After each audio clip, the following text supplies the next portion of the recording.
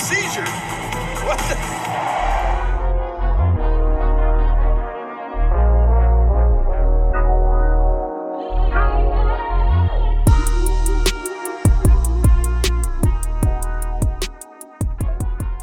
No, the title is not deceiving you. Yes, this is Tribal Challenges Michael Cole, okay? I made a deal with you guys in my SummerSlam preview and predictions that if I couldn't get 3 big Coles correct, I would have to do a video of you guys choosing. And thanks to VWE down in the comments, I'm now today doing Tribal Challenges Michael Cole. Now, this series was made to take legitimate, I guess, main event caliber wrestlers or like upper mid-card guys and book them into beating Roman Reigns and dethroning him for the Universal title. That series concept is kind of flipped on its head today. We're doing Michael Cole, as you can see by the title, which is kind of ridiculous. But as I said to you guys in that Big Coles and just SummerSlam predictions video, I have to make a legitimate attempt. So that's what I'm going to be doing today. And yeah, hope you guys enjoyed the video. Episode 1, I did Bray the Fiend Wyatt. Ever since I did that, he got released. So, yeah, let's hope Michael Cole doesn't have the same fate. So, with that being said, let's just get into this. So, after the events of SummerSlam 2021, where Brock Lesnar returned following the Roman Reigns and John Cena main event, after that, Roman Reigns begins showing clear and obvious insecurity on SmackDown, okay? Roman Reigns is less of the arrogant, I'm better than you tribal chief. He has a new sense of, not fear, but just general insecurity surrounding him. He has to go around and tell every single person how good he is, as opposed to just him standing in the ring saying, acknowledge me. So, for instance, he goes up to Michael Cole on commentary after near enough every promo, barks in his face, demanding Michael Cole acknowledges him. Roman Reigns demands Adam Pearce say, acknowledge me, okay? Roman Reigns, he's just losing his marbles. Basically, Brock Lesnar's return has sent Roman Reigns up the wall. So, with that considered, Roman Reigns rolls into Extreme Rules, okay? He has the match against Finn Balor. Reigns, Balor, Universal Championship. Roman Reigns beats Finn Balor in about 5 minutes. Finn Balor, as a 40-year-old man, the prince of NXT and WWE, stands absolutely zero chance against our tribal chief, head of the table, Universal Champion, reigning, defending, undisputed Universal Champion. 40-year-old Finn Balor stands no chance at Extreme Rules. So Roman Reigns batters him pillar to post, wins in about 5 minutes.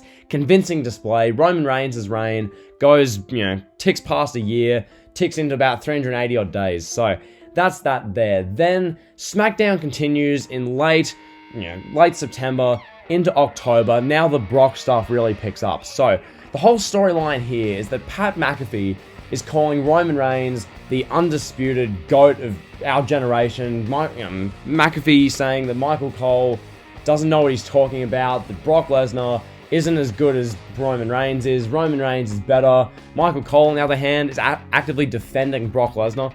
Okay, and also, some of you might remember a certain Raw after Mania at WrestleMania 31, where Michael Cole got ambushed by Brock Lesnar. There'd be a bit of fun, I guess, long-term storytelling with that. Brock Lesnar would make an appearance or two on SmackDown in late September of 2021, early October. Brock Lesnar acknowledges Michael Cole. They're like, they give each other a little nudge, they give each other a little nod. Michael Cole and Brock Lesnar are buddy-buddy now. I know, KO fan, you're going to love that. Lesnar and Cole, they're buddy-buddy. McAfee's a Roman Reigns guy, as we all know, calls him the greatest of all time. So just that little commentator's dynamic. You've got Michael Cole becoming quite literally a Brock Lesnar stan because Lesnar's acknowledging, and no pun intended, Michael Cole. And then Roman Reigns is getting on buddy-buddy with Pat McAfee now because Roman Reigns is all of a sudden insecure. So that takes place there. Then we have Brock Lesnar coming out by himself. This is once again late September, early October 2021 SmackDown. Lesnar's cutting promos, making it clear he's back for one sole reason, and that's to avenge Roman Reigns for stealing his advocate. Okay, Brock Lesnar makes it clear that he doesn't give, quote, an F about the Universal Championship. Brock's back for one reason, and that's to win his Walrus back, okay? Lesnar's not back for that, blueberry Universal Championship.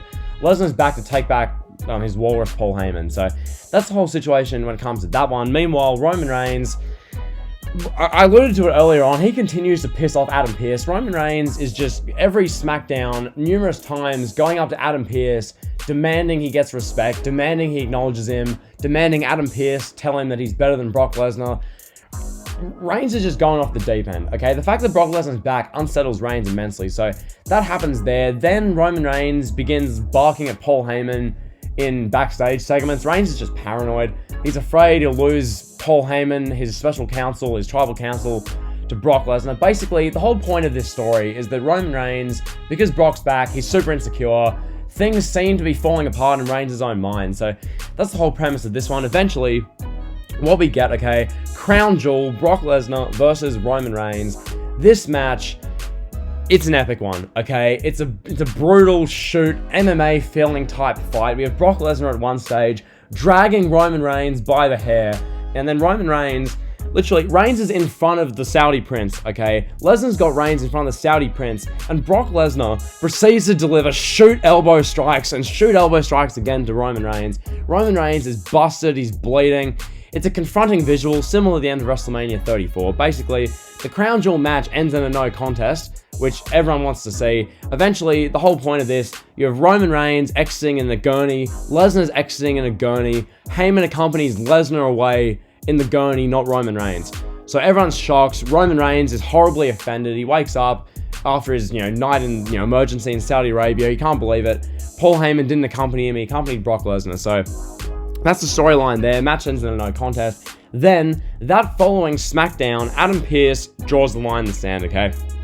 Adam Pearce, he says enough of Roman Reigns. So what Adam Pearce does is he says, Roman, you're defending the Universal Championship in the main event. And if you don't, you're fired. So Roman Reigns comes out there. This is about day 400 and something of his reign. Roman Reigns comes out to the middle of the ring, Friday Night SmackDown, the main event. It's like very end of October. Reigns gets into the ring. Adam Pearce then walks out on the stage and says that for this Universal Championship match, there's going to be a few Lumberjacks. So we get the following Lumberjacks: Cesaro, Kevin Owens, Shinsuke Nakamura, Finn Balor, Rey Mysterio, Dominic Mysterio, Seth Rollins, Edge, the ghost of Daniel Bryan, and Adam Pearce himself, okay? They all come down to ringside. One thing you'll notice they all have in common is that Roman Reigns has pissed them all off and feuded with them and beaten them all to some extent in the past year and a bit. Granted, someone like Shinsuke Nakamura, it was like a one-off on SmackDown. He just beat him up.